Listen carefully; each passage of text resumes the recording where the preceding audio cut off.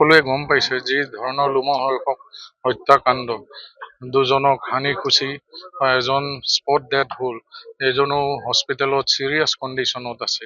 তো এনেকুৱা ধৰণৰ ক্ৰিমিনেল খুব কমহে থকা যায়। আজিও আমি যেতিয়া তেওঁক ধৰা হ'ল, তাৰপিছত আমি তেওঁ লুকুৱাই থোৱা ৱেপনটো দাখন বিচাৰি তেওঁক লিড কৰা হ'ল। তেওঁ যেতিয়া আমাক লিড কৰি আছিল তেতিয়াও তেওঁ আমাৰ পৰা বন্দুক স্নেচ কৰি আমাৰ ওপৰতে ফায়াৰ কৰি পলাবৰ কাৰণে চেষ্টা কৰিছিল, কিন্তু আমাৰ পুলিচে ইন ৰিটালিয়েশ্যন ফায়াৰ কৰোঁতে তেওঁ বুকুত গুলি এটা লাগে।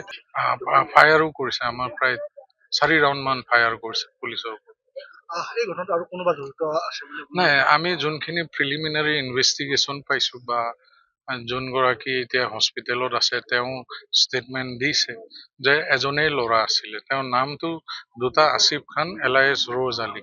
গতিকে সেইটোতে অলপ সংবাদ মাধ্যমতো কনফিউজন হৈ আছে যে দুজন মানুহ, কিন্তু প্ৰকৃততে এজনেই আছিলে। বুলি এটা কথা সেইটো কোনো মানে কাৰণ তেওঁলোকে আমাক যোনটো দেখা সাক্ষী ছোৱালীগৰাকীয়ে কৈছে অকলে আহিছে।